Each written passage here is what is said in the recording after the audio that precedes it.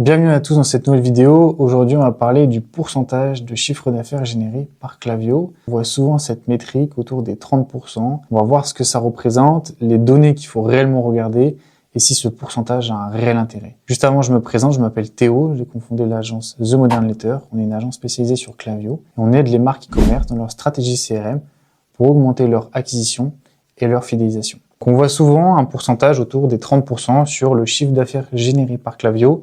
Et c'est un pourcentage qui veut à la fois tout et rien dire. Le problème qui va être lié à ce type de pourcentage, c'est qu'on regarde pas spécialement les vraies métriques. Quand on parle des vraies métriques, c'est que 30% ou 40% ou 50%, ça veut pas spécialement dire grand chose. Ce qu'il faut voir avec Klaviyo, c'est tout d'abord l'optimisation du parcours client, que ce soit de l'étape prospect à acheteur et à acheteur régulier. C'est ça les vraies infos importantes de Klaviyo. C'est ça pour moi qui fait vraiment toute la différence.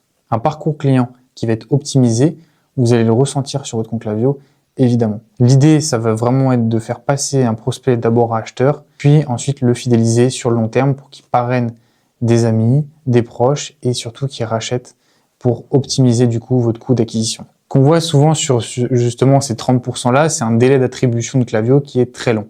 Le délai d'attribution, c'est à partir du moment où quelqu'un va par exemple ouvrir un email puis cliquer sur un email, et ben le chiffre d'affaires sera comptabilisé, mais pendant un délai qui peut être plus ou moins long. Des fois, ça peut être 3 à 5 jours. Et sur certains comptes, eh ben, le 5 jours reste natif en fait sur le compte Klaviyo. Donc, tous les délais sont jusqu'à 5 jours.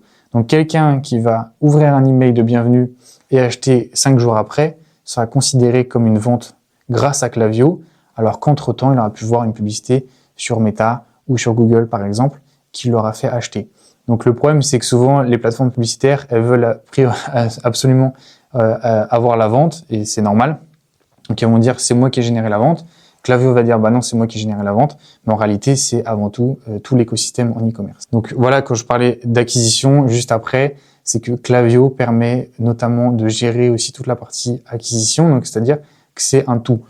Si jamais vous faites pas d'acquisition et que vous avez juste des emails, bah forcément le nombre de personnes qui ont acheté grâce aux emails se rapproche de 60-70%. Mais si vous faites de l'acquisition de manière plus ou moins importante, le pourcentage général du compte Klaviyo, il sera plus faible. Ça va dépendre aussi des sources de trafic. Il y a des sources de trafic comme le SEO, on va être sur du trafic qui va être plutôt froid. Si vous faites du trafic qui est seulement chaud, donc ça peut être soit influenceur, soit ads type Meta, on va avoir un taux d'inscription au formulaire et à la pop-up qui sera beaucoup plus élevé. Ce qu'il faut surtout regarder, pour moi, c'est le taux de spam et la délivrabilité. La délivrabilité, c'est vraiment important, notamment quand vous faites des newsletters, vous allez voir que si jamais vous gérez mal votre base de données, vous allez avoir une chute de votre taux d'ouverture de vos newsletters. Donc là, c'est important de voir si jamais vous parlez toujours à des personnes qui sont intéressées ou si, justement, il faut les supprimer de la base de données. Pareil pour le taux de spam, si vous avez un taux de spam qui est trop élevé, ça va nuire à la délivrabilité et les emails seront moins mis en avant. Donc pour ça, vous pouvez utiliser soit le double authentification, donc double opt-in, soit nettoyer régulièrement votre base de données en gardant seulement les personnes actives. Ce qui est important aussi, c'est de voir le retour de la part de vos clients sur votre stratégie email. Est-ce que vos clients en sont contents? Est-ce que justement à l'inverse, ils disent qu'ils reçoivent trop d'emails? C'est possible que ce soit le cas. Dans ce cas, vous pouvez tout simplement adapter vos flows et mettre des éléments qui vont stopper le déclenchement du flow.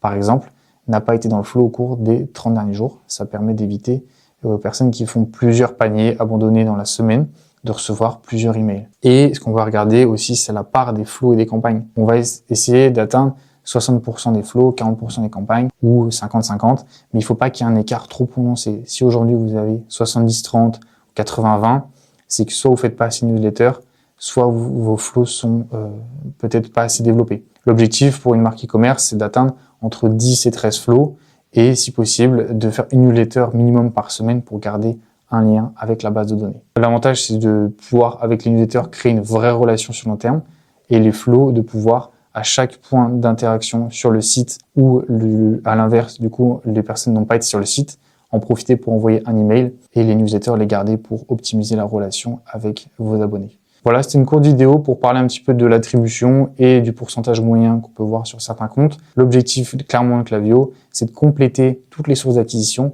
pour faire un écosystème qui est global et ne pas regarder seulement les 30% du chiffre d'affaires qui veulent pas spécialement dire grand-chose. J'espère que cette vidéo vous aura plu.